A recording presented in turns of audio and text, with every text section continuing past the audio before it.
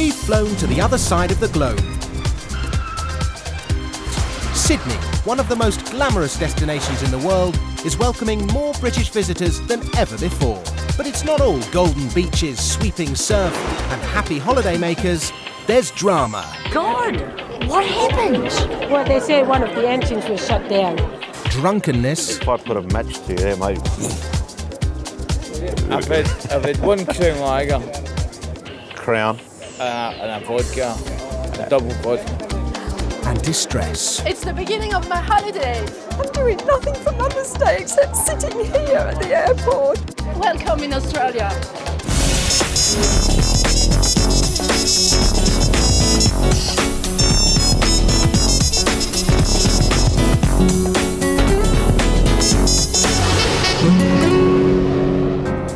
Sydney's Kingsford Smith Airport sees over 350,000 British travellers each year. It's the home of Qantas Airways, and on the front line are the airline's experienced team of customer service supervisors.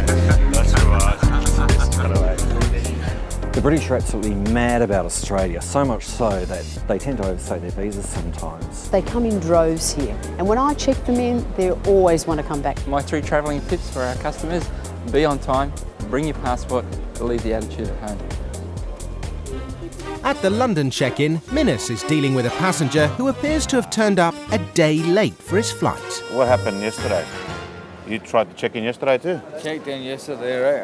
I hadn't seen my friend in 12 years. Been out for a big night, and I arrived at the airport drunk. All right, but today? Today, nothing at all. Nothing at all? Nothing at all. I tell you, if I put a match to you there, mate. I've had one Crown Lager. Crown. And a vodka. A double vodka.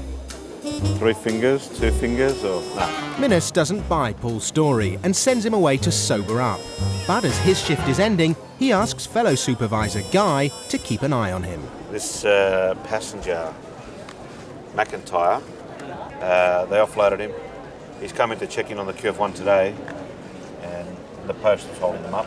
So he was. Post is holding? Yeah. Oh, has he smashed the game? All over the place. Really? Yeah. We'll go and have a look at him. This is my colleague here. This Guy. How are you? Paul. Paul, is it? Yeah. All right, no problem at all. You got to promise me a favour, but okay? You can't drink any more today. Okay. No worries, more. mate. No more. Beers, nothing, okay? No, we'll give you well, some. We'll get a voucher. I've got a voucher on its way there. We'll get you some food. All right, and we'll put you on the flight tonight because you're a little bit under the weather at the moment. Thank you. Sally, good afternoon. It's Guy. How are you? Guy offloads Paul from his flight. He'll need to sober up quickly to stand any chance of getting on the last flight to London tonight. We're here to help, all right? A little drinker, yes. He used to have a few shandies today. So we're going to put him on the 31 and we'll see how we go. You reckon it's fast for you? Oh, well, you know, my little leg's your long legs. With a few hours until their shift at the airport, Peter has persuaded fellow supervisor Angelina to join him at his gym.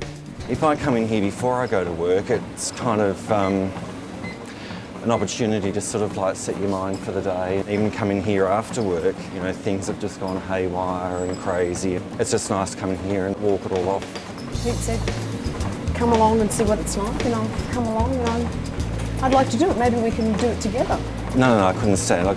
No. What do you mean by that? What do you mean you couldn't stand it? No. You, yap, work. No, I'm not talking about work.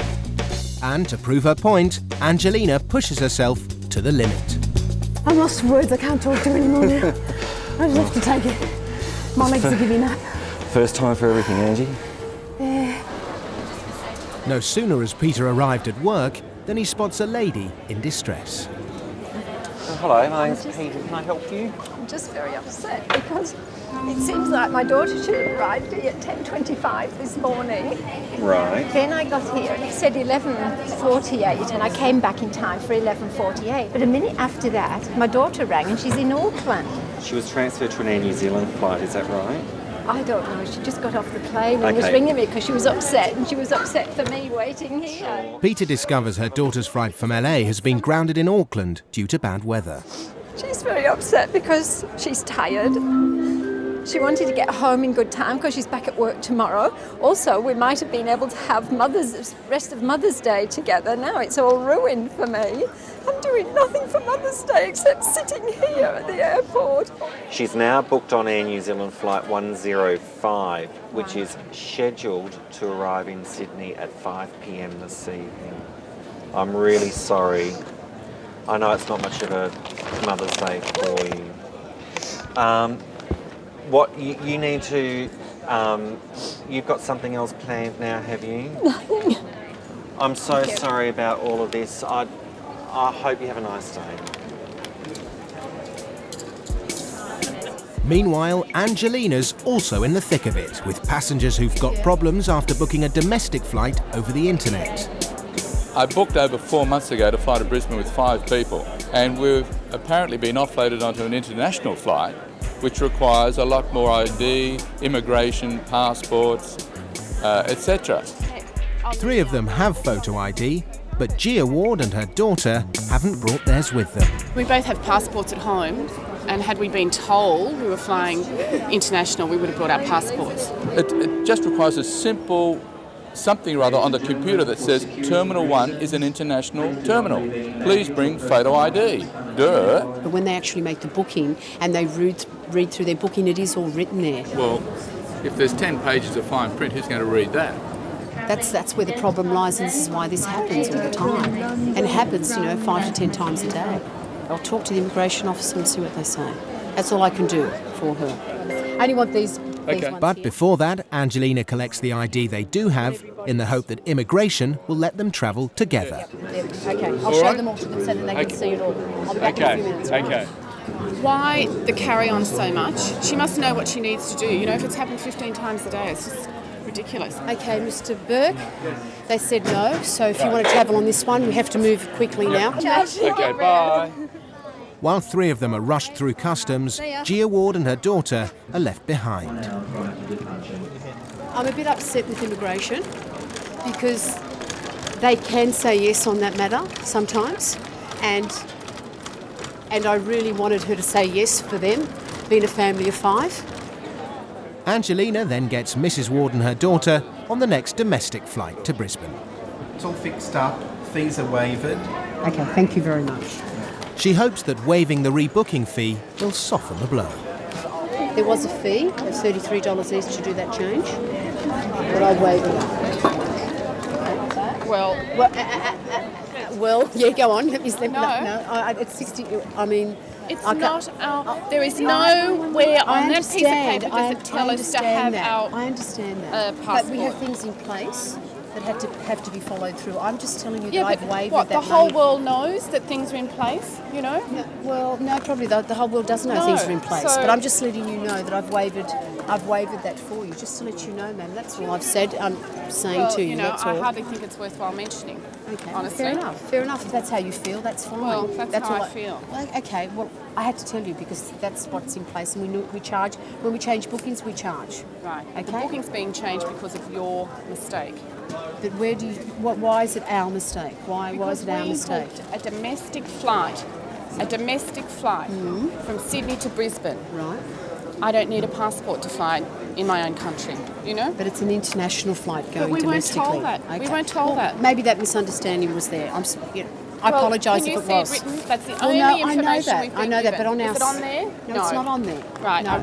I don't want to discuss it. That's the end of it. Okay, It's then. not on there. Okay. Thank you.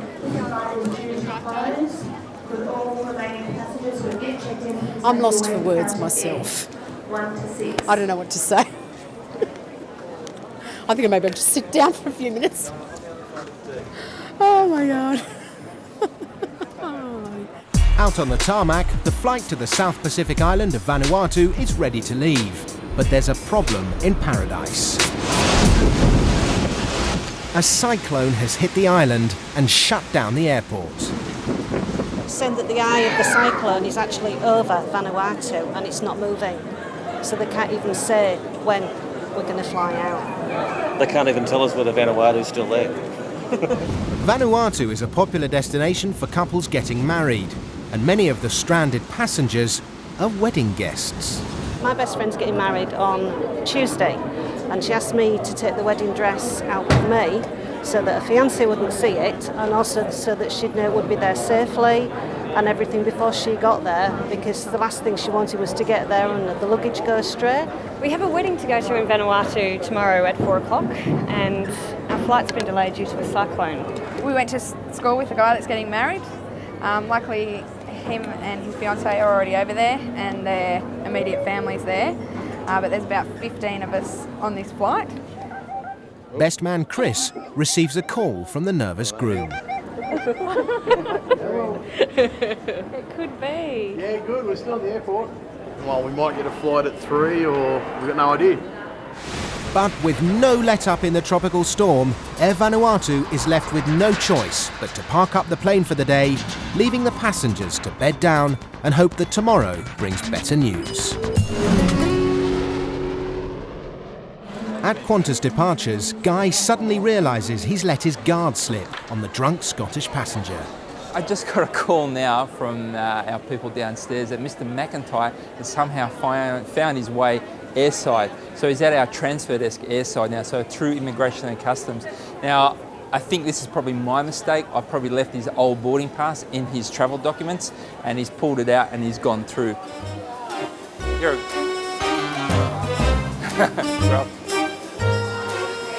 you had me worried. We couldn't find you. I came to check on you to see how you were going. Yeah, I'm good, mate. I just want to go on the plane and go home. I understand that, but at the moment you can't go on the plane the way you are at the moment, okay? Oh, come on, buddy. I can't let you go, mate.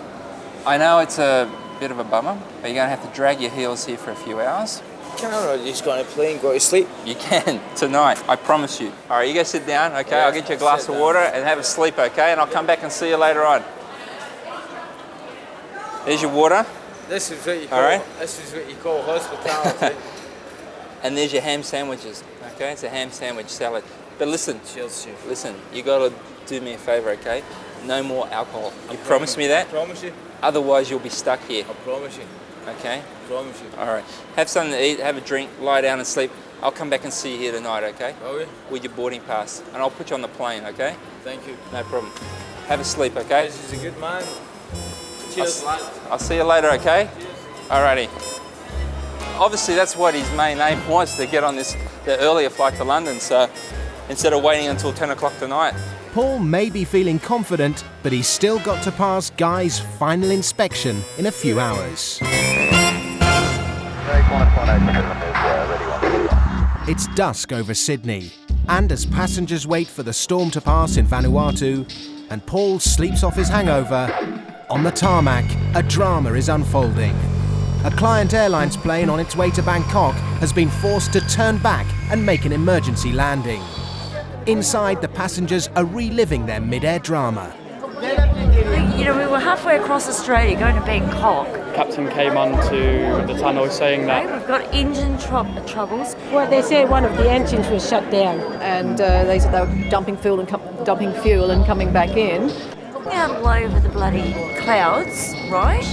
Polluting the airways and everything. the landing was a bit rocky, so we was like thinking, is it the pilot or is it the plane? So we didn't really know what to expect, really. God, what happened?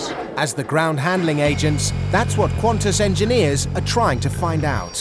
Until they do, they're taking no chances. Inside, Peter's helping Serge Allaire, who's taking his family on holiday to Noumea on the South Pacific island of New Caledonia. The trouble is, he's just realised his son's Australian passport has expired. We can't board you on the flight with an expired passport, sir. If it was a French passport. An expired French passport, however, may allow him to fly. When did his French passport expire? Let's say 2 years ago. Okay. And how old is he now? He's 7. Okay, just one moment. Can I follow you? Yes, yes. But there's another dilemma. That passport's at home, and if he has to collect it, it's an hour and a half's round trip from the airport. Waiting for Peter's answer is eating into his time. Okay, yep. So if he has a French passport is required except for nationals of France holding either national identity card or passports, which may be expired up to 5 years. So, yes. Can we Can we check in? Because Not until we know that we have you back at the airport, sir. But you understand that I'll be back at about 8:30 for a flight at 9? I understand that, but it's also possible on a Friday night that you may not be back by 8:30. But if I'm back at 8:30, would it still be possible? We will do our best to get you on the flight, but the priority is for us to make sure the aircraft goes on time. Okay, I'll see you soon. It's now a race against time. He'll be lucky to make it before check-in closes.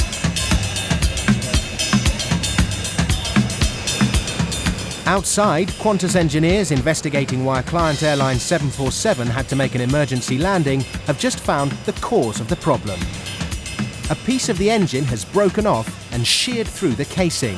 The aircraft is grounded for the night, and so are its 400 passengers. It's just tragic, the whole bloody thing. You certainly don't want this to happen. But it's better than falling out of the sky. Yes, yes. I'm not getting back on that aeroplane in the morning. No way, I want a new one. The passengers will be overnighted in hotels, but as for the plane, it won't be flying anytime soon. The aircraft will probably need an engine change or further rectification, which might take a couple of days. Back at check-in, Peter is about to close the flight to Noumea, but there's no sign of Serge Allaire, who's dashed home to collect his son's passport. Hopefully you can come just in time and we can go. He arrives with seconds to spare. I got a passport, so that's good news. Watch out the door. Now I just have to try the passport. Because he's not the primary person listed on the passport, I just need to make sure that it's okay. But Peter's spotted another problem. So the son is not the primary holder of the passport. He is on the father's expired passport. He calls the airport manager in Noumea to check that he'll still be allowed to travel. Is it okay if the son is not holding his own passport, that he's on his father's passport? Okay, merci beaucoup, Patrick. I really appreciate your help. Okay, bye-bye. Bye-bye. He's such a nice fellow, Patrick.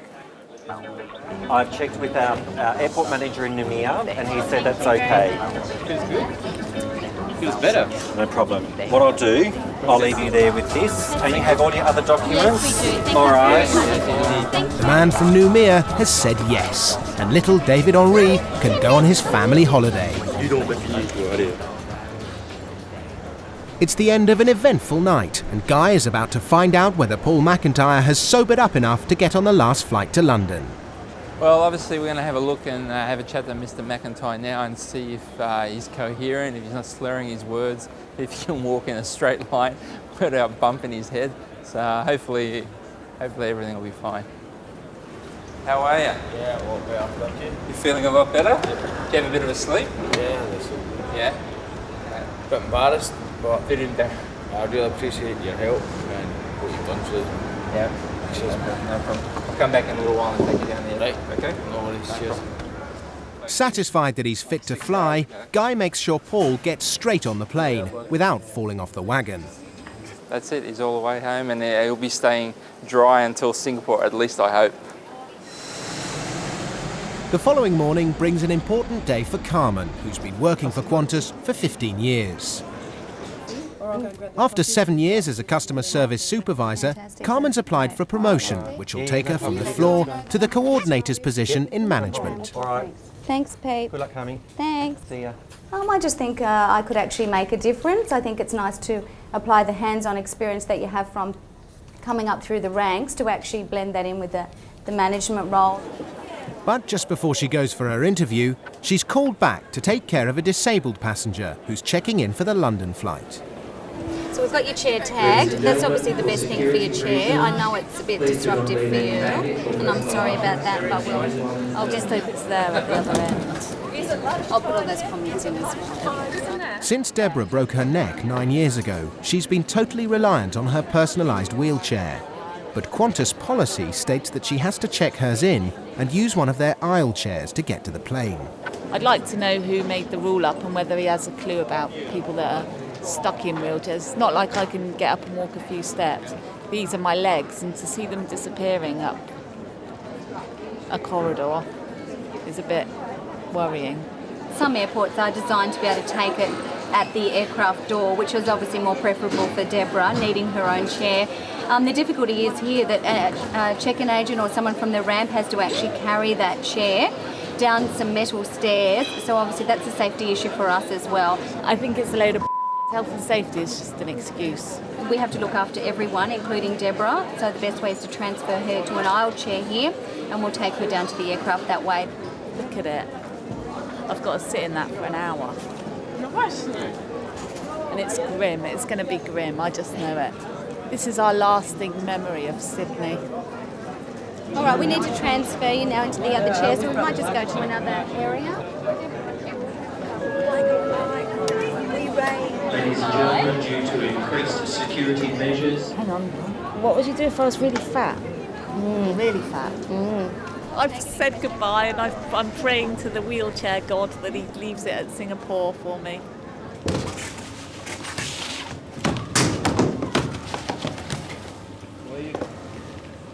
Let's hope the flight is a little less bumpy. 22 hours after they were supposed to take off, wedding guests flying out to Vanuatu returned to check in, hoping the cyclone has now passed over the island and weddings can go ahead. I think they're checking in. We're going on holiday? Yes. How are we feeling? Terrible. Why? We drank too much last night again. So, at least we're going today, so that's something, hopefully. Looking forward to the wedding?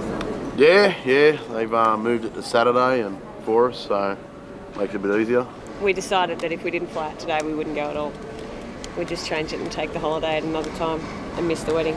Thank you very much. Thank you. Bye. Everyone's checked in and the plane is being prepared. At last, things are looking up.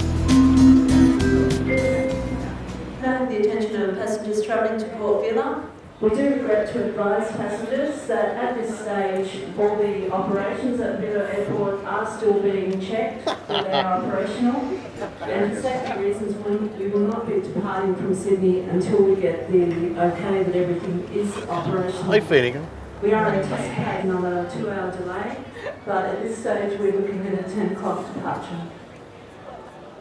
Having now suffered a delay of 24 hours, best man Chris calls the bride-to-be to give her the latest news. So it's Lauren. Oh. Hey, What's it like over there? what's the go over there at the moment? Like, have you got power back or not? In Vanuatu, work on the storm damage has begun. Alright, so you got power. So how's the weather over there? Is it tops or what? Because I'm going to tell these people just to get this plane going. Alright, well, we'll do what we can, and I'm going for some bar therapy. All right, bye. Denise is expected at another wedding. Well, I called my friend to say, yeah, we were going and everything will be fine and you'll be leaving tomorrow and you'll be getting married on Tuesday. Really, I shouldn't have called her at all, should I, to say, until we were sure. It's just horrendous. You know. The time has come for Carmen to prove she's ready to climb the corporate ladder. Will you miss her on the floor here if she gets it? Oh, I would never say that to her face, but yes, I would. She just makes work a nice place to be when she's here. Here I go.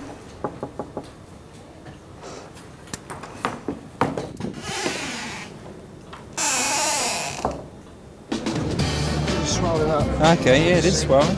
This Brit says he's been run over by a cyclist and is hoping for an upgrade on the flight home. Just having a drink outside on the pavement, heard a watch out. Tried to watch out, didn't really know what I was watching out for until I was about 6 foot in the air, bundling down the road. Mark's war wounds have convinced the normally sceptical guy, who goes to find him a more comfortable seat. I put 58H away for you, which is an aisle seat in the exit row, so you've got no one in front of you, got extra leg room. You still got, you can still get up and move around in case of that. I'm not crippled, I'm actually walking around, so it's just actually where to put my leg. If I've got some space, fantastic. You've got plenty of space in the exit row. I was hoping for business class actually, but there you go. Well, I'm not a doctor, but I don't think they were awfully serious. I think he knew that. He knew I was hoping for business class. I think I should have said something, but I'm not that pushy. We'll get you all checked in, we'll get you on your way. I'll do that. How that? Thanks very much. Have a good trip. Okay, all the best. Bye-bye.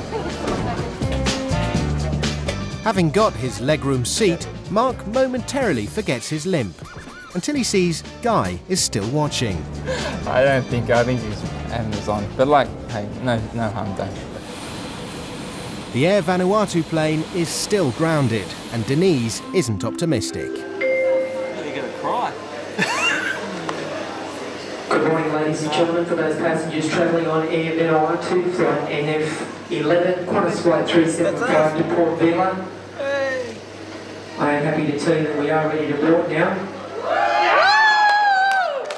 Denise can tell her friend the wedding dress will be there for her big day. We are going on the plane now. Okay? Thanks very much, Jim. Thank you. See you later.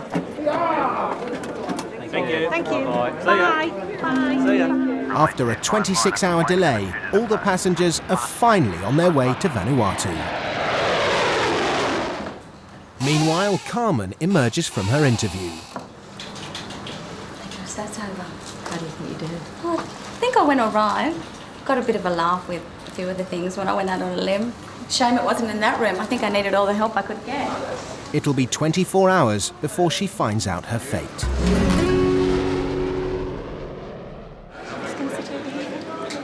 The Ackland family are relocating back to England after 3 years in Australia.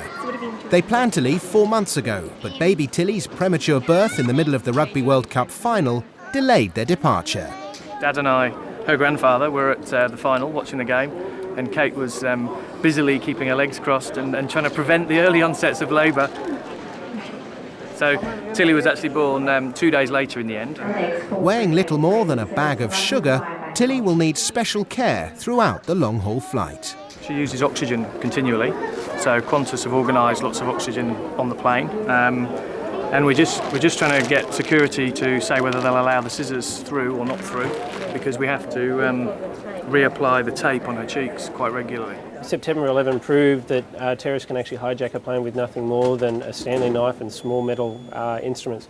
So unfortunately, the security today aren't going to allow the scissors on board the aircraft, so we're going to have to find an alternative. We've thought of everything. We thought of oxygen at Heathrow, oxygen on the plane, oxygen here. We've got everything organised, and then at the last second we thought about the scissors, and we thought about the metal detectors and all the rest of it, and it's hopefully it's not going to come a cropper. With their flight due to leave in less than an hour, the challenge is on for Darren to find an answer to the sticky tape problem. If I get a sharp knife, will I cut through a few layers? That's right, exactly. I might have a solution for you. Minus has a plan. Darren. Yeah. I might have a solution. What we'll do, we'll pull this out and hopefully that fits in there. Okay. Yeah. Put it on here. Will it fit? We'll make it fit. Just near to the end. Great. Thinking outside. There's always a solution. There always is. I'm glad I asked though, because I'm not so sure that at the X-ray machine we might have had this ingenuity. Starts back together. Cutting. Yeah, but basically you've got to pull it. Yeah. Right? It might be a bit tight in there, but. Well, even if I loosen it off once I'm on the plane, it's just supposed to get me on the plane. But the serrated edge will It'll do some sort of cutting. I'd say that's perfect. Okay, so I'll help you. You'll take it through. Sorry about that. Sit down there. Thank you very much. Thank you, sir. Bye-bye. With Minus's high-tech tape dispenser instead of the scissors, the Acklands are escorted to the plane without any hold-ups at security. However, when they board the plane, there's another problem. This time it's the onboard oxygen mask Tilly needs for the long journey. The one that the infant's currently wearing at the moment isn't compatible with the oxygen bottle that we have on board the aircraft. So they're having to race out a special paediatric oxygen mask for the infants. We've got a small baby one over the nose and mouth. As soon as an infant mask tiny enough is found, it's rushed to the plane.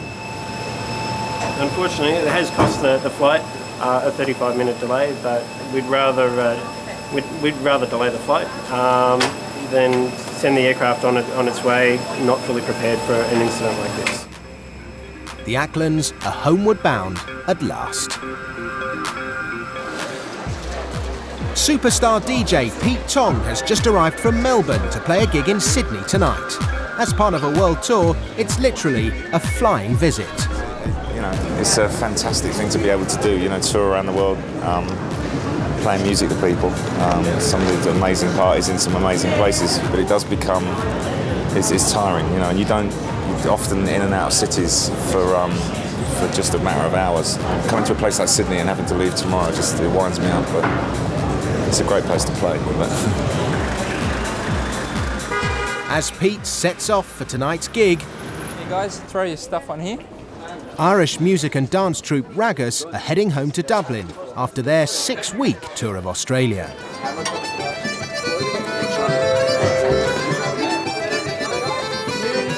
As Lord of the Check-In, Guy's taken charge of the group's departure. Might have to take my shoes and socks off. I think I can hold this.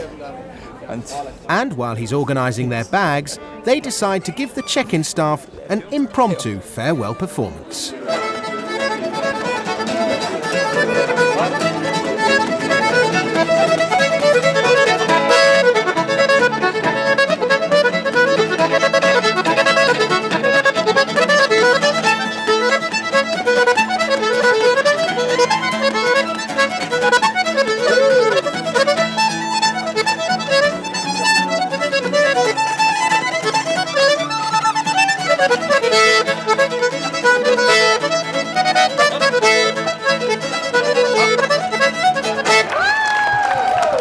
Why didn't you join in the dancing? Well, I was going to, but the boys stopped. I could do a little jig for you. Would you like a little jig? Okay. On the right leg, start off. Okay. Right jump. 2, 3. Which other leg go? Jump. No. Guys, just wait there, okay? I'll get it off for you. Obviously, a lot more practice is required. If anyone breaks their leg or something, I shouldn't say that, but if anyone, you know, I'll give you my number, you can give me a call. I'll be straight over. Nice to meet you. Absolutely. All the best. Thank you very much. All the best, guys. Thanks for Okay, thanks very much. Thank you very much. Let's say thanks to guys. Thanks, guys. Cheers. Thanks a lot. Bye. As the dancers take off, Guy is left pondering his future. I've always said it for years. I've got talent. I'm in the wrong job. I should be here. And Carmen is just about to find out about her future. Hi, Melinda. Hi, Carmen. How are you? Thanks. Good to see you. Did you touch your passport this morning? No, at the hostel? Backpacker Orla O'Brien has only just realised her passport is missing while checking in for a flight to New Zealand.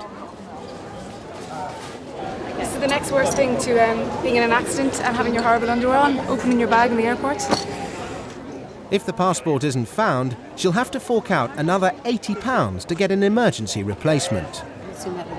And she'll have to rebook her ticket. Yeah, can you change it again? Well, I'll look into it. I'll look into it. God.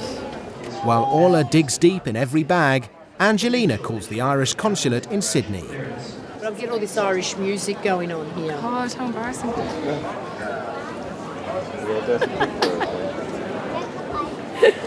You probably can relate to this Irish music. I can't myself.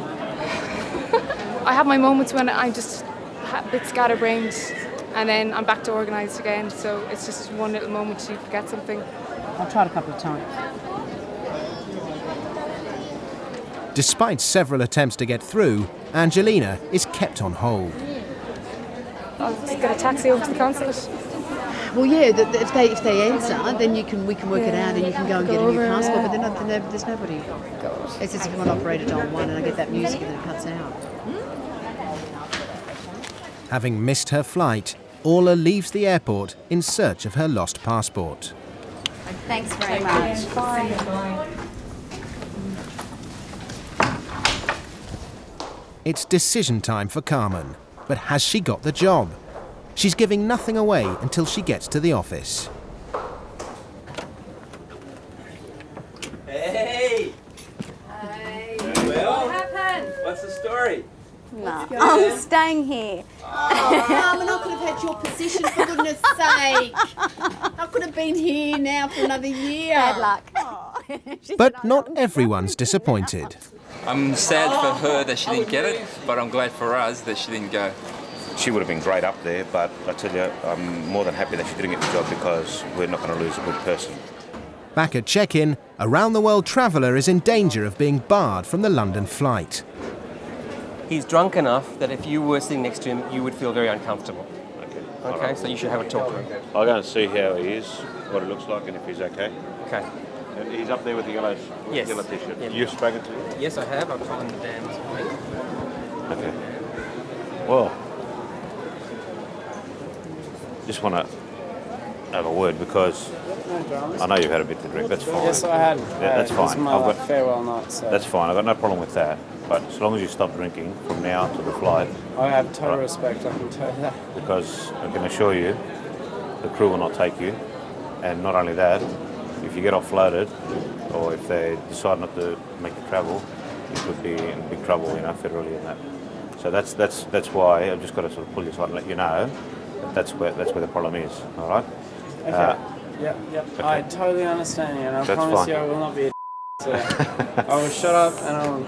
Okay. That's fine. I've got no problem with you travelling tonight. Yep. But as long as you do the right thing, take a few mints as well, because you can smell a bit of alcohol. All right. We can't went to the pub. we keep it under wraps. They're not going to let me on the plane. Adam thinks it's all a big joke, until Minus points out a problem with his ticket. See, if you travel into London with a one-way ticket, they're going to ask for you to purchase a ticket out of there, right? He'd been in the UK travelling when he had to rush back home for a family emergency. I'm on a round-the-world ticket. My grandfather died. I came back to the funeral, and now I'm getting questioned because I come back from my granddad's funeral and travel insurance. It's torn me to pieces, and now I'm like... In his haste to return home for the funeral, he left his round-the-world ticket in London. I mean, London immigration could turn around and say to him, purchase a ticket. He's got sufficient funds. He's shown me a gold credit card. I'm happy with that. Granddad died, mate. I had to do the obituary. Sorry? He was 88. 88. It's in where your hat is. All right, the main zipper. Okay. Let's go. Knowing Adam's plight, Minus personally escorts him to the plane and makes sure he has all his belongings. He was fine. He wasn't an aggressive drunk. He just been through a hard time, and he was with his friends. He's not going to see them for 6 months, so he just wanted to, have a drink with them. Probably did overdo it a little bit, but I'm just happy to see the kid on the aircraft, even though some of the staff thought that he was too drunk to fly.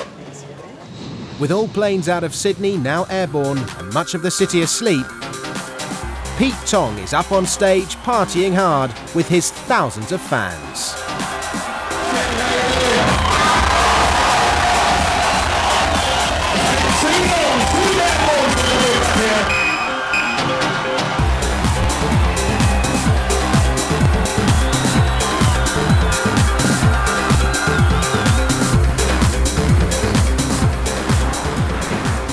Good gig. Amazing gig actually in Sydney. Next stop Brisbane, and then hopefully I'll see you in Ibiza. It's the beginning of my holidays. Nice beginning. Welcome in Australia. Stephanie Venkar's family holiday hasn't started well. Having just flown in from New Caledonia, she's now been told her hand luggage is too heavy to carry on her next flight to Paris. And while she was arguing over that, her father's bag's been stolen. They have eyes to see how many kilos we have with us, but not to see what's happening around.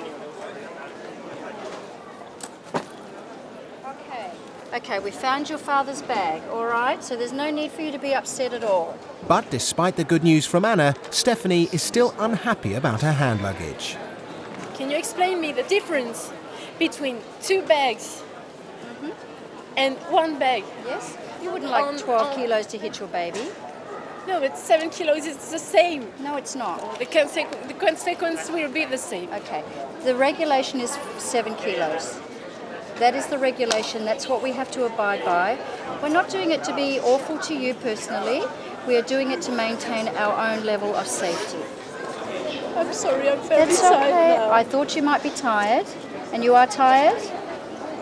Okay, it's okay, really. Really, it's fine. The flight's going to close in approximately half an hour, and we could keep you here at the counter. Nicholas Sutas is a claustrophobic facing a 14-hour flight to LA. As a frequent flyer, he has a profile that requests an aisle seat, but Guy is giving him the worst possible news. You have a centre seat.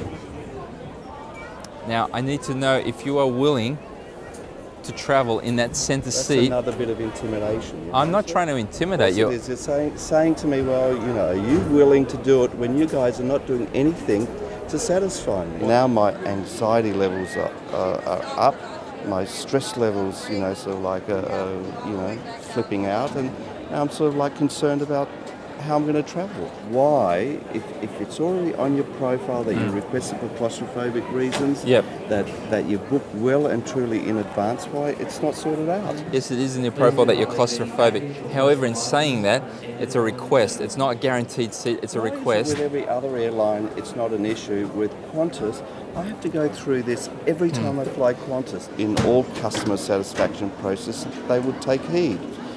Qantas doesn't seem to take heed on those sorts of things. That's not our aim today, to stress you or raise your anxiety levels. Maybe I can... You've actually done that very successfully. In the future, maybe if I could suggest that you maybe try and get out a little bit earlier. Like I said, you are the 311 passenger to check in today.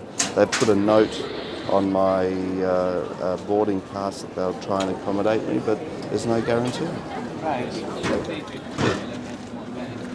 If you're fronted with a doctor's certificate saying you suffer from XYZ, then obviously we'll go out of our way, more so than someone just saying, I suffer from anxiety or claustrophobia.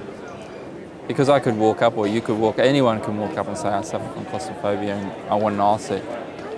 Meanwhile, Orla O'Brien is back with some good news.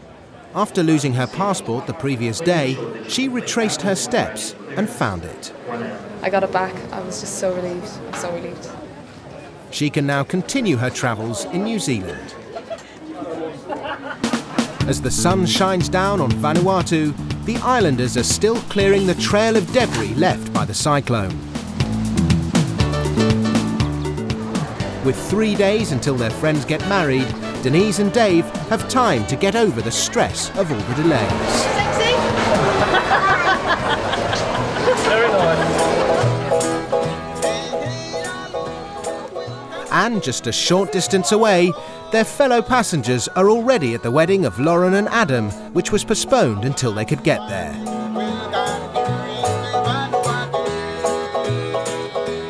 A special thing about love is that it is an experience shared with all others.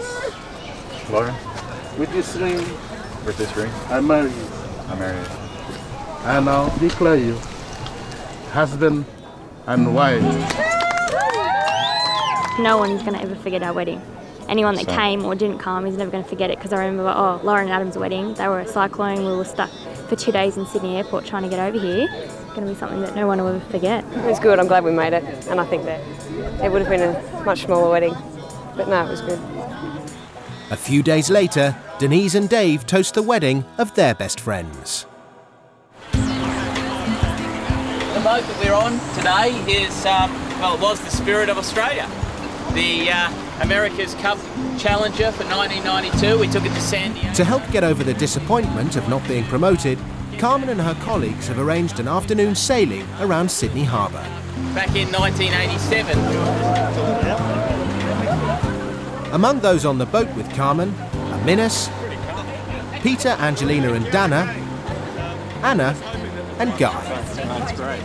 But what starts off as a relaxing leisure cruise soon changes tack as the Qantas crew are made to hoist up the boat's main sail.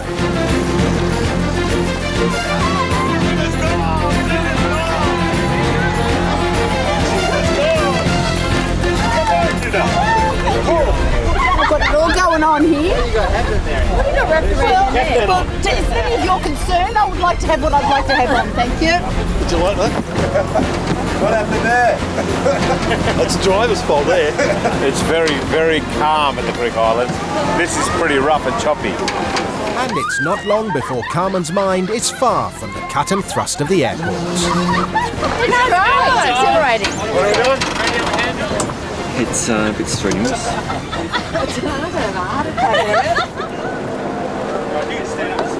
All right, we want to show you something. You ready?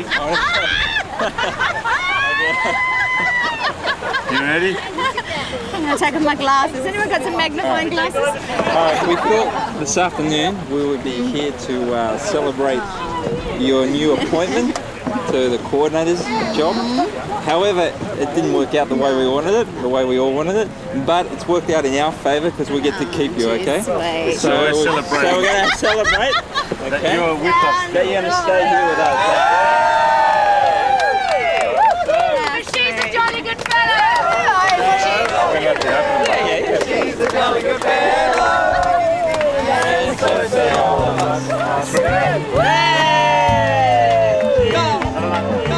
Thanks, guys. That was very, very touching. And you're probably right. It's probably all for a good reason that this way I get to stay with all my lovely colleagues, and I would have missed it. So no, it's probably worked out for the best.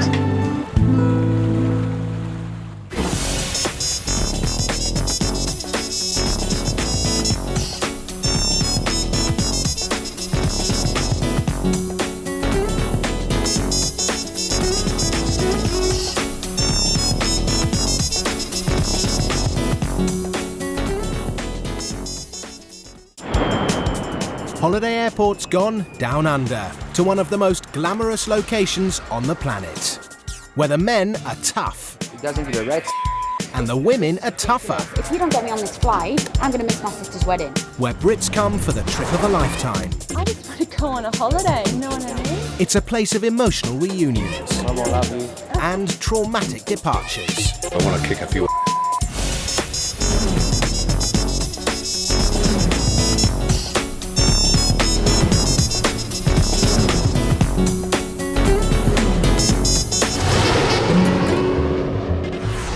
Flying to Sydney has never been cheaper, and more British holidaymakers escape to the golden beaches of Australia every year. Getting them in and out of the country is the job of the ground staff at Sydney International Airport. And at the sharp end of any passenger turbulence are the check-in supervisors. I really don't want to talk to you anymore. When there's problems or passengers in distress, we'll go back upstairs and we'll go inside. It's Minus, Angelina, Peter and their colleagues who have to sort out the mess, and experience is essential. It's important when dealing with stressed passengers to calm them first of all. Friday afternoon, check-in for the London flight. And Sasha Gray is a stressed passenger with a big problem. I booked my ticket to go back to the UK for my sister's wedding, which is on Sunday. And I got here at 2 o'clock to check in, and they basically said that my flight had left at 2 o'clock. Because of daylight savings, my agent hasn't phoned me to tell me that the flight schedules have changed to go on to winter schedule. So I've had a right nightmare. I've phoned them up, and they've actually endeavoured to get me on a Qantas flight, which is at 10 to 5. They still haven't got the ticket through. I still haven't checked my bags on. Everything's changed, my itinerary's changed. I've now got to fly to Manchester, and I still don't know whether I'm on the flight. The clock is ticking. Unless the airline get confirmation from her travel agent, she can't be issued a ticket. And Peter is busy dealing with another customer. Right, I was going to say, because I've got 6 minutes left before this flight, will not allow me on it. Mike Air New Zealand, Sierra. Go ahead, Peter. With her friend's help, she's desperate to get on the next flight home. There's a lady over here that looks like she needs some help. Yeah. Right, I'm going to pass you on to him now. I'll just quickly, briefly explain. I need to get on the 10 to 5 flight to London. All right. Are you booked on this flight? Only just. He'll Hello, explain. Peter speaking. Hello, Brian. Let me just have a look at the status of the flight now. We've gone to flight close. The aircraft is gated. They're actually boarding at the gate. I'll put you back on the phone to Miss Gray, then we'll see how we go. All right. Hello? You've got to get me on this flight. This is ridiculous. If you don't get me on this flight, I'm going to miss my sister's wedding. All right, okay, thanks, bye. Miss Gray, I'm really sorry. Oh, it's not your fault. No. I know this is terribly stressful for you. I now can't get you on this flight. What? I can't get you on this flight. The aircraft's committed to an on-time departure now. Anything else that I do to change that now means that we won't get the aircraft away on time. Let me tell, I know I've only heard bits of this. Can you just tell me, you have to be in Manchester by, when's the wedding? Sunday. Okay, but you have to be there before then for something, is that right? Well, to tomorrow my dress and everything's getting fitted at 3 o'clock. Sorry. At 3 o'clock. Hello? All right. Okay. Hello? Ma'am, you won't believe this. They can't get me on the flight. They haven't got the ticket through on time and the flight's about to leave and I'm still not on it. Across the terminal at the ticketing desk, Keith and Peggy Wilson were booked on the flight to London, but mysteriously their tickets and passport have vanished into thin air. We left all our bags in the hotel in the locker room. We got here and the tickets are missing. My husband's passport. So he's phoned them to see if we'd left them in the room and they haven't. He's now looked again and his wallet's gone, so we think it's all been stolen. I should have checked while we were still in the room. But we've left our bags in rooms like that before and we've never had any Well, I problem. did say to you before we left, have you got the tickets? And you Yes, said I have. yes. Yeah, I've got it in the bag. Put it in the bag. But there you are. You learn by your mistakes. And if I could get you to sign there Hang to on say to that the those. ticket's lost, and then we've reissued you a new ticket. Keith is convinced that the answer to the mystery lies back at the hotel. My husband wants to go back to the hotel and get this sorted out with them. Quite frankly, and I don't know whether you want to film this, I want to kick a few because I can't do that over the phone. Of course. As Keith prepares for battle, there's a phone call.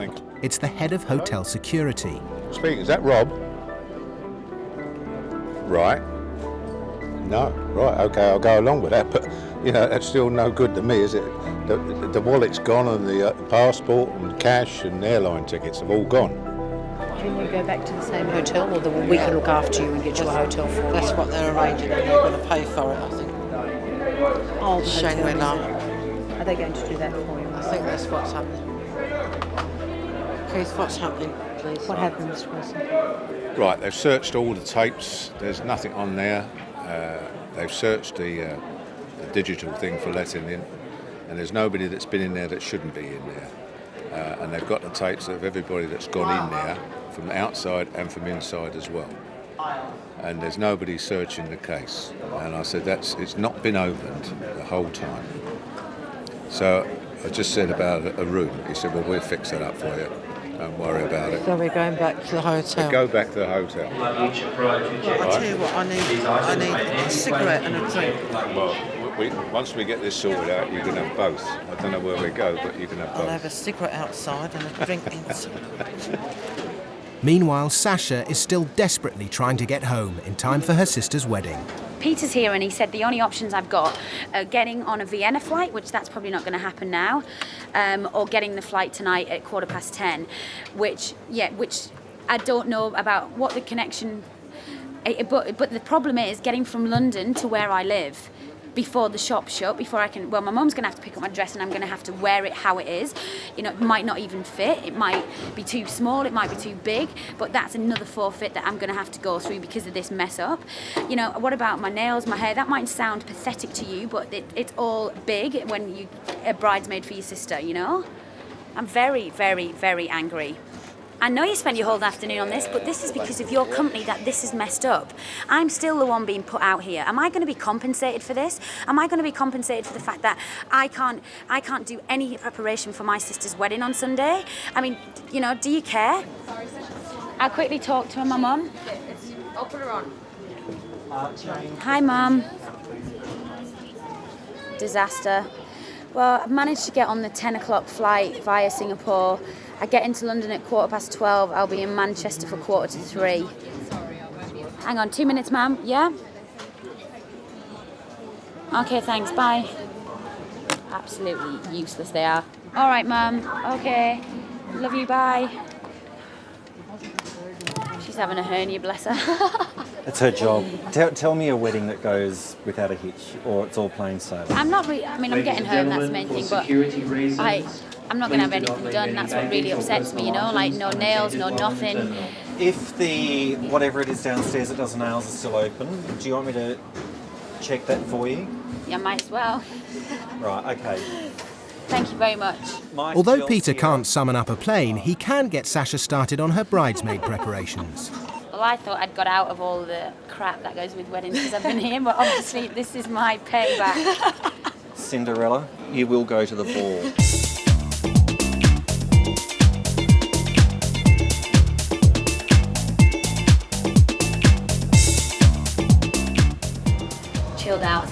stress levels have calmed down a bit and not going through the roof. With Sasha's bridesmaid preparations underway, upstairs Keith and Peggy Wilson still can't find their documents. Supervisor Angelina wants to double-check their bags before admitting defeat. Would you mind if I went through your bag to look for your passport and tickets? Okay, if you like. Where you know you put the passport and ticket, and I'll go through it and let me see. You don't know. These days you don't know. If I go through it, it might be there. If you don't mind, Mr. Wilson, because sometimes that does happen and you find it. I agree with you 100%. This is all your medication and so forth. Here, turn your camera.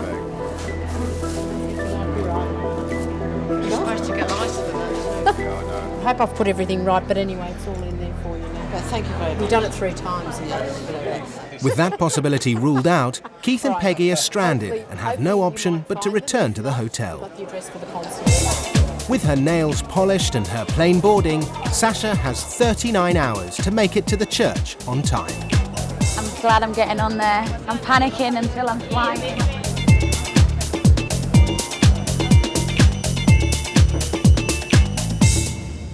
Back at check-in, Angelina has another problem with a passport. Brandon is hoping to travel to New Zealand for the first time with his son and British partner Rebecca. I've got an Australian passport holder. They've put their passport through the washing machine. I'll just pop here for a minute, won't be a moment. Okay.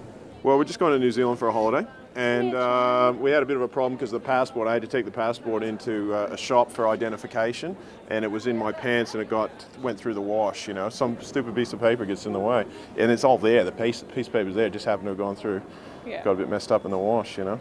No, he hasn't been to New Zealand before, no. So he won't be able to travel on this particular one. You wouldn't accept him there.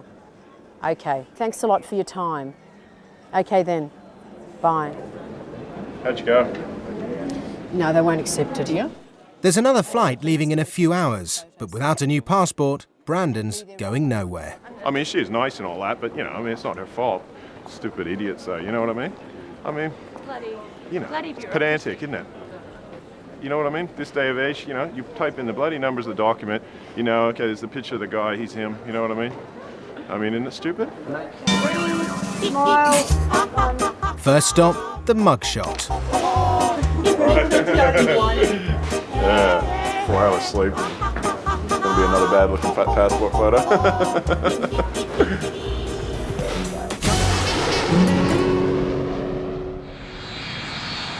At Sydney's International Airport, it's business as usual, with Poms coming and going. The Rayner family are back at check-in. Brandon's got his new passport and they're in time for the next flight to New Zealand. But there's another problem. Now they won't let me out of the country. I didn't say I wasn't going to let you out of the country. I said I was going to get some. Because I've got a British passport. She hasn't got a document to return back into the country. And I'm Australian. I've got an Australian passport as well. You don't have any. No, this is just crazy. This is like really nuts. I just want to go on a holiday, you know what I mean? No, it's really getting too much. You know, I mean, how common sense is it that I've got a British passport and I'm Australian and they're all linked together, the systems are linked together? Do you know what I'm saying? They're linked. So all they have to say is, oh, Rebecca, she's British and she's Australian, she's dual citizen. How nuts is it that they can't just let me back in? New Zealand immigration requirements are different for UK passport holders. Since she's only got her UK passport, Rebecca will now have to change her one-way ticket for a return fare. So, sorry, I just want to go to New Zealand. I know you want to go to New Zealand, but one of the requirements to enter New Zealand is you must have your correct documentation. Well, can't I get my documentation when I'm in New Zealand? It's a simple choice for Rebecca. Pay for another ticket or don't go on holiday. I'm telling you what, they should have told me this beforehand. We've just spent all day at the passport office. Are you guys professionals or what?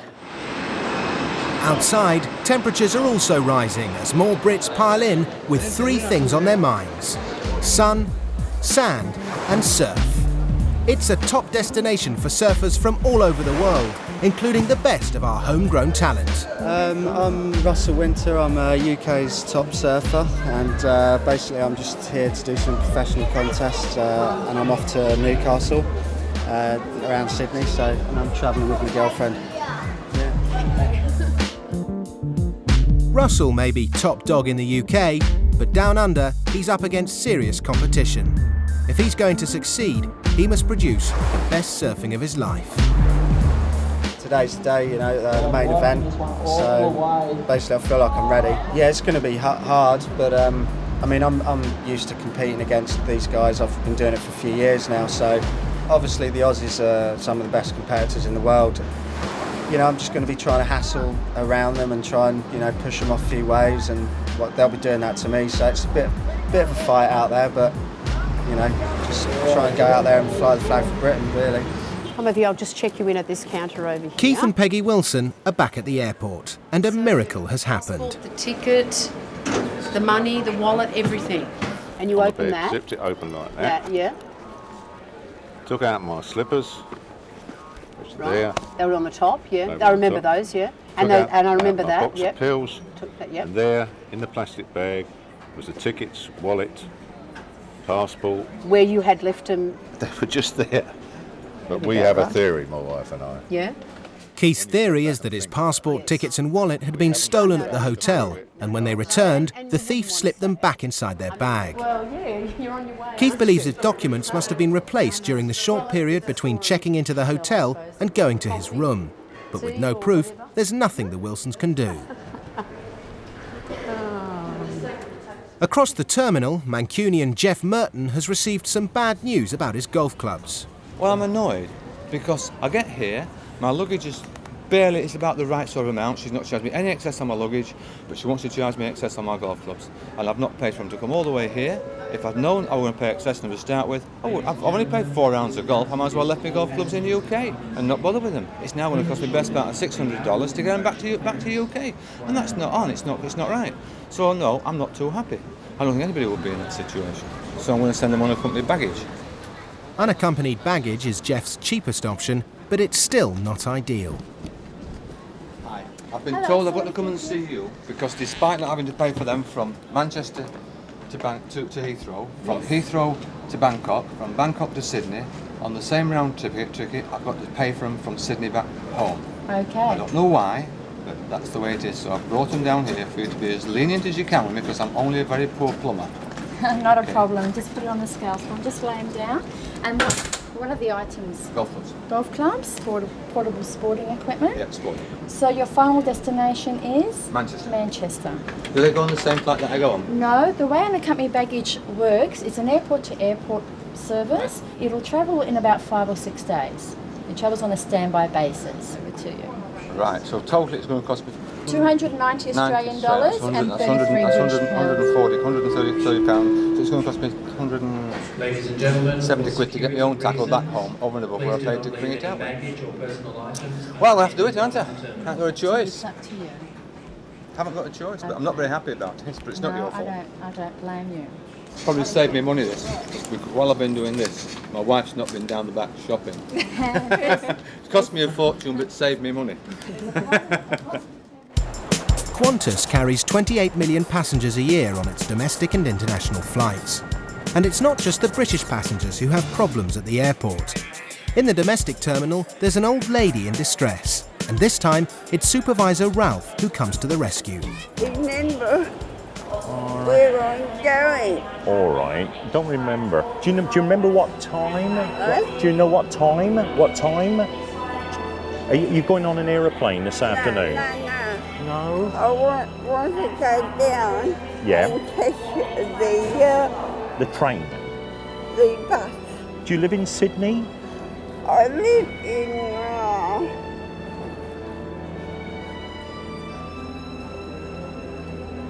All right. I don't know where I'm going. All right. Look, we'll find something for you, my love. Don't worry. There, my love. Look, you pop yourself on there, and see if you can remember where you've got to go. Have you got an address or anything like that? Oh, you're going to Rockdale. Oh, all right. The lady's given me this with a Rockdale address, which is not very far from the airport.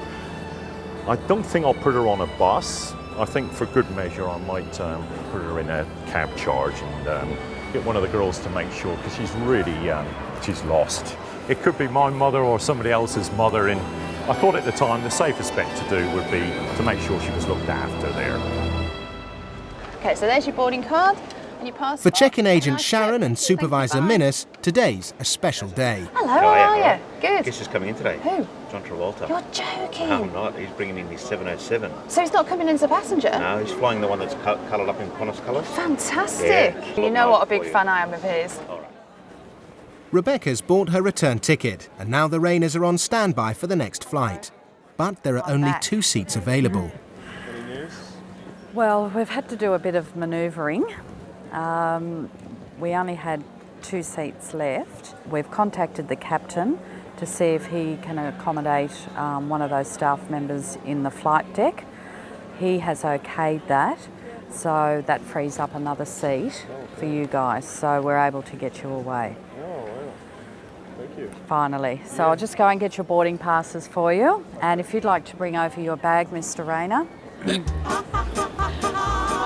It's great. They really kind of tried to help us. Where are we going? I don't know, maybe it's All they need to do now is check their bags in and get on the plane. But for the Rainers, nothing is simple.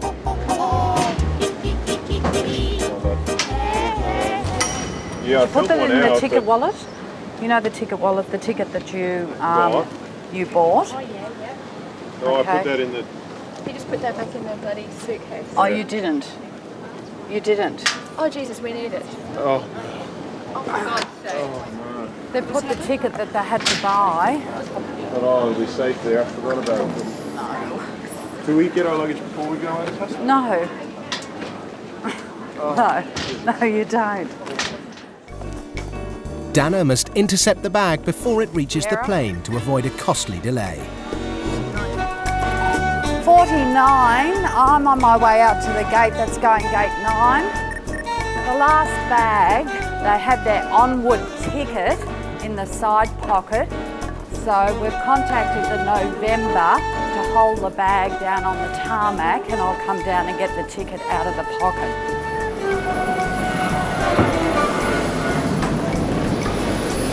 I'm waiting for the last bag to come down. The passenger left their airline ticket in the side pocket.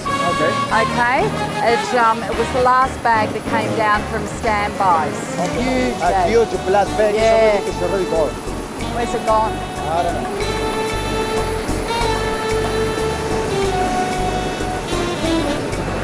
You want to open it? No, it's in the side pocket.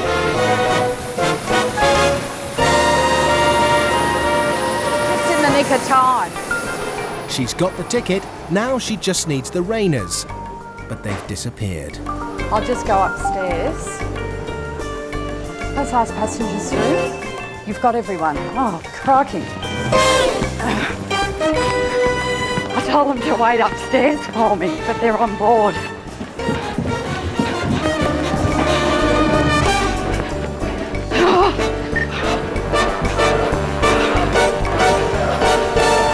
Now I have to give this to a passenger.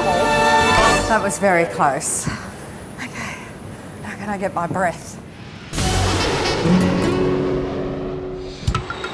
On the other side of the airport, there's been an emergency. The British Airways London flight has been forced to return to the gate. There's a 73-year-old male who's slumped forward on his seat. He's been put on oxygen. The aeroplane came back and we've got an ambulance here and a paramedic team assessing him. They're going to take him to hospital. Tony Hasnip was travelling home to England with his wife when he slumped forward and lost consciousness. With a 23-hour flight ahead of them, the crew couldn't risk taking off and were forced to turn back.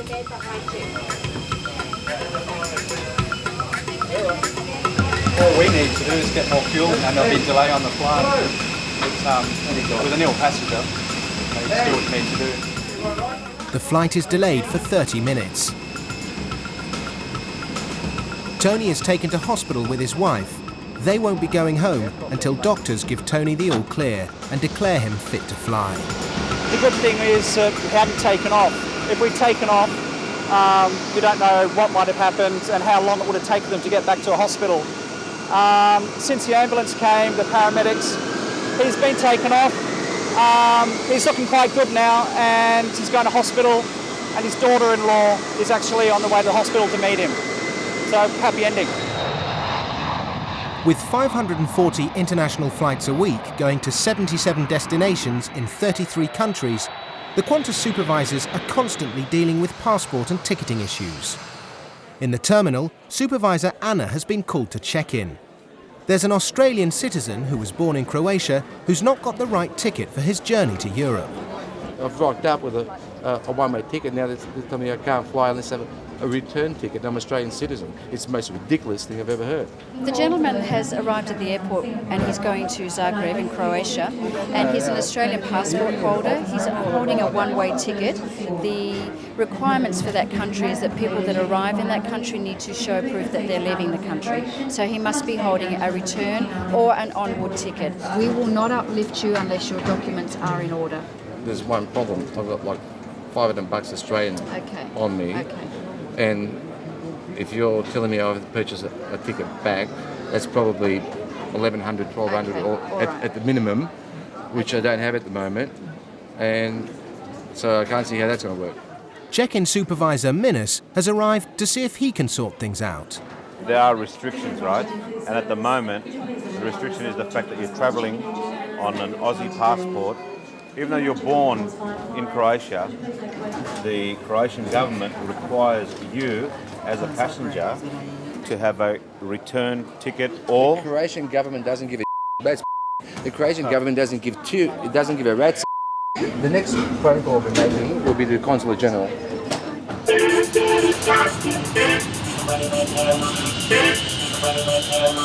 It's competition time on the beach. UK's #1 surfer, Russell Winter, is preparing to take on the best in the world. The conditions today are pretty good. Just when the waves are coming in, there's some nice long rides to get, but it's just inconsistent. So you just got to sit around and wait for the really good ones, So there'll be a lot of waiting around in the heat, I should imagine. But I'll try and do my best. Russell gets just 15 minutes to impress the judges. It's all about waiting for the right wave, and as the clock ticks down, there's always the danger that the ocean may go flat and you run out of time.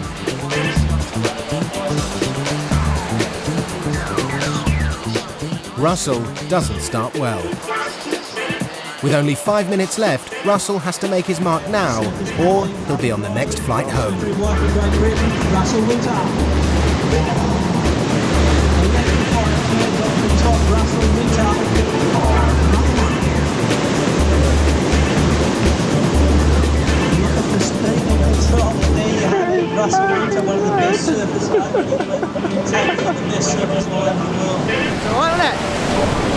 Pretty stoked. I was a bit nervous towards the end, thinking I just want one more, and when it comes you're like, you don't want to fall off, It's my second contest of the year and it's my first heat I've got through, so it's good for the confidence, and I feel like I can, match it with all the guys, so as long as I get the waves, I feel good, and that's definitely give me a boost. Roy Avdic is an Australian citizen who was born in Croatia. As he's travelling on an Australian passport, Croatian immigration requires that he has a return ticket before allowing him into the country. But Roy can't afford the return fare, and his flight leaves in 15 minutes. Fax is coming. Excuse me, sir. I want to go back to my question, because I've just ran the Consulate General to clarify your processes, and he's saying you're out of order. He's saying you're out of order. You don't know your own legislation. So my next question is, I've just missed my flight. What are you going to do about it? Well, you haven't missed it. Okay, great. If I don't miss it, no problem. With 5 minutes to spare, a fax arrives from the Consulate General, allowing Roy to fly on his one-way ticket. The Consulate General has just taken the responsibility, which I'm happy with, because they were just passing that on there. So I'm happy with that. Mr. Avdic, I've spoken to Peter, the Consulate General, and what we've determined is that there is a flaw between what we have in our thematic system, which is the regulations that I was explaining to you. Really? Yeah. Now I'm going to photocopy that and send that to him, fax that to him, but he has actually taken responsibility and faxed to me a letter that says who you are and he's happy for you to travel under those circumstances. Why do you think he's done that? Let me ask you the question. Why do you think he's done that? He's done that to protect you and to protect us as an airline. Yeah, really? Okay. Great. So have we sorted out the baggage? Okay, all right, that's fine. That's Great. for you. Thank you for All the right, inconvenience. I'm sorry for the And inconvenience. I'll tell you what, I would suggest you guys get your together in terms of who needs to know what, because as a passenger, I don't need this problem, okay? I've paid my money, okay? I've got my passport, and all you've done is irritated me, inconvenienced me, and I've had to go to extremes to get on a plane. So What we've actually done... And I really don't want to talk to you anymore. Thank you very much. All right, I would say okay, good well, day. you have a Thank good trip. Bye-bye.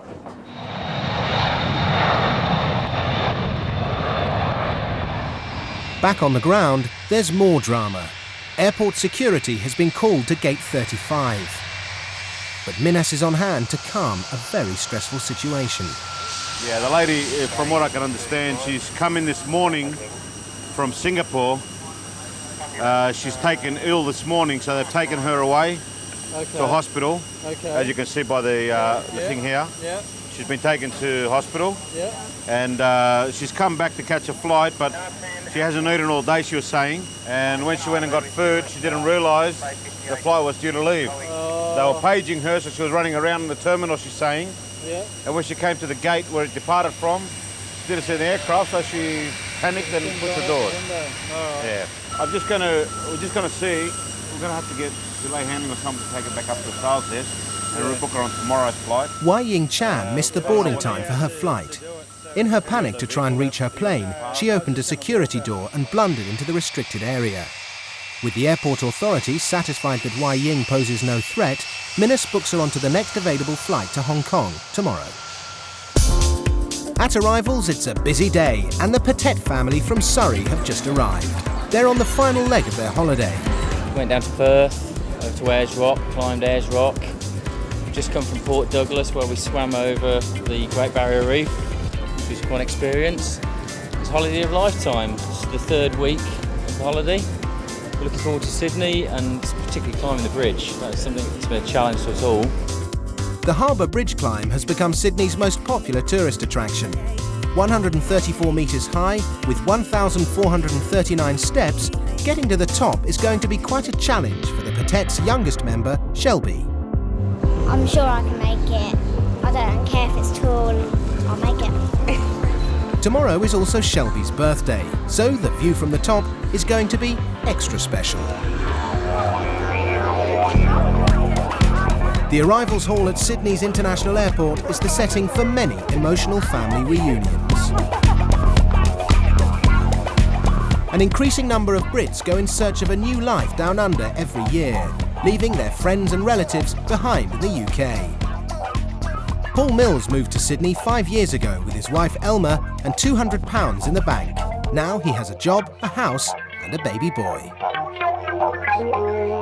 Today, his parents, Daphne and Stan, are on their way to see them, and for his mum, it'll be her first flight. I'm so looking forward to seeing them. It's been such a long time, and to speak to someone over the phone is not as good as seeing them in the flesh. So, to me, I think I'll get quite emotional. I thought I would be as nervous as anything, but I'm quite calm. I haven't seen him for 5 years, and 5 years is a long time. I mean, no doubt he's changed a bit. Let's hope it's for the better. Daphne and Stan have 23 hours ahead of them to prepare for the family reunion. To celebrate Shelby's birthday in style, the Patet family have chosen to climb the Harbour Bridge, but unfortunately, they've brought the British You weather. can't see the bridge now. I mean, you could see it yesterday. Beautiful. And it's all a bit hazy for Shelby on her birthday. The sun's definitely breaking through though, Shelby. Look, you'll need your shades on in a minute. See? Dad, you're not the weatherman. You can see the road. I can't. As the birthday girl reaches the summit, the mist seems to be clearing. Are we at the top though? The sun's coming out. We're here. Lovely work. Fantastic. Now how do you feel? You're not air sick, are you? We made it. Oh, yeah. How about that? It's a long way to drop. Happy birthday. Thank you.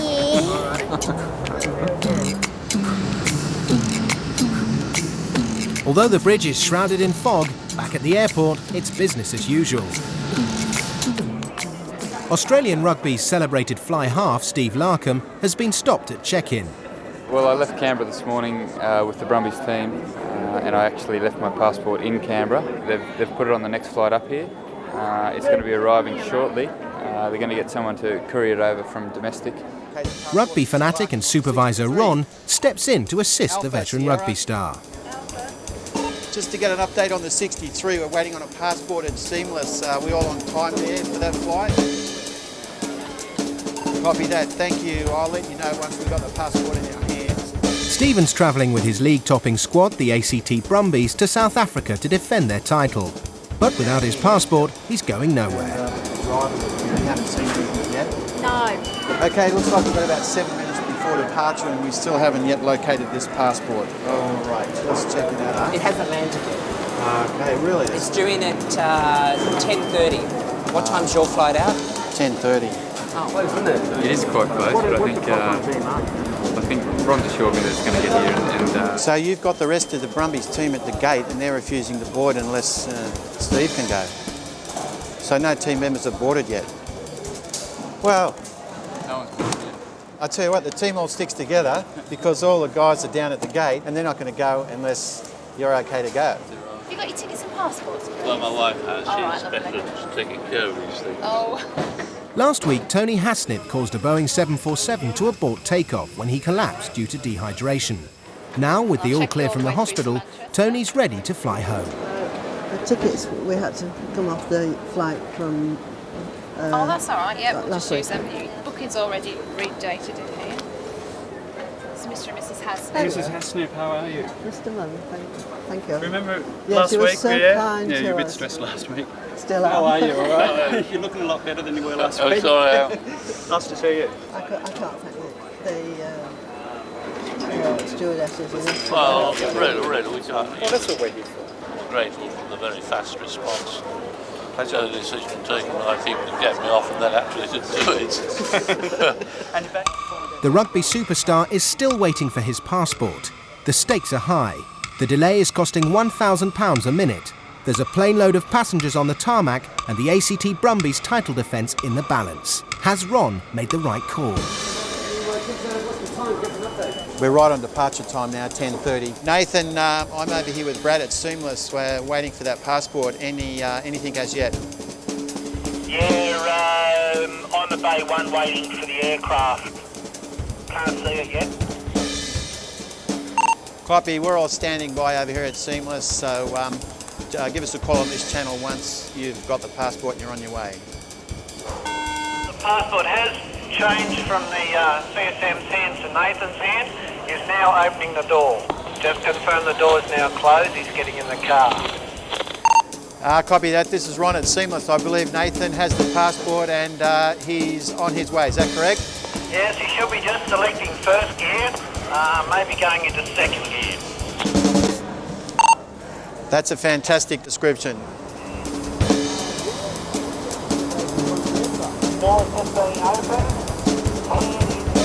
Thank you so much.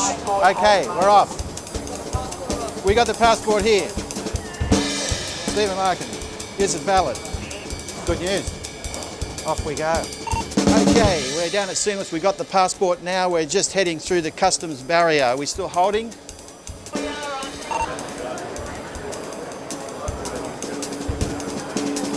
Now we're about 10 seconds away.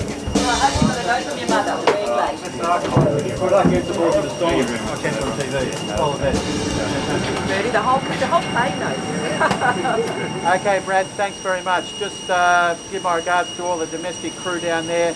Mr. Larkham's on board. We've got a bridge on the 63. They're pushing back with a full Brumbies team. Thank you.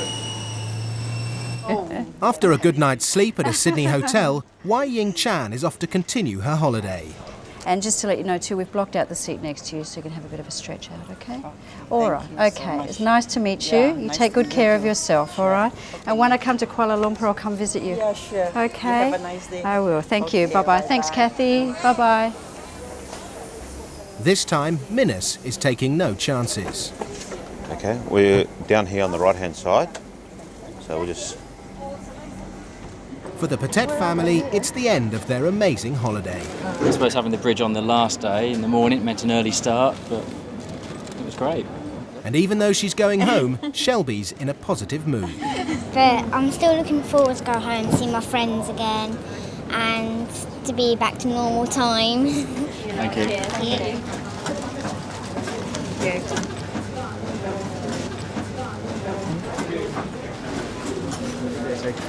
Yeah. With his success at the Newcastle Pro Surfing Championship, Russell raised his world ranking. I got 9th, which is the quarterfinals in Newcastle, which is quite a good result for the start of the year already. And basically now I'm off to Western Australia, Perth, to do the last contest in Australia, and then I'm off home next week. So, but it's all went well. Yeah, it's been good.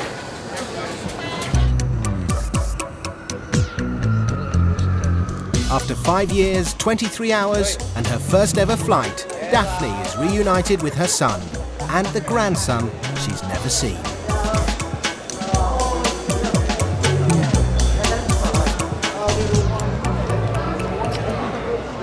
Stanley! Hello. How are you? Welcome back.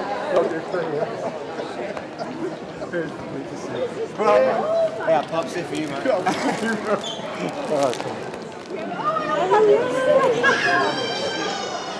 Hello, how are you? Welcome.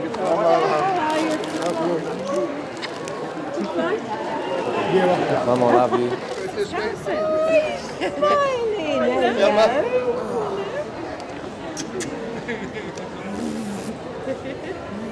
You look fantastic.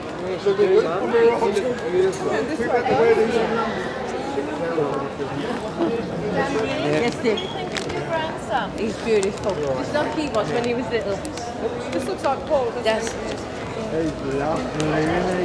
He's a lovely little one. He's bright and he's looking.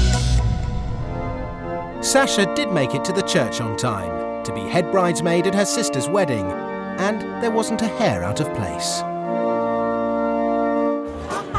The Rayners were allowed into New Zealand, and Tony and Doreen Hasnett boarded the flight and arrived safely home 23 hours later. Mr. and Mrs. Hasnett, Mrs. welcome aboard. Come on through. Have a good trip, okay? Thank you, Mark, and thank you for looking after my husband so well. And you take care of it. Drink lots of water.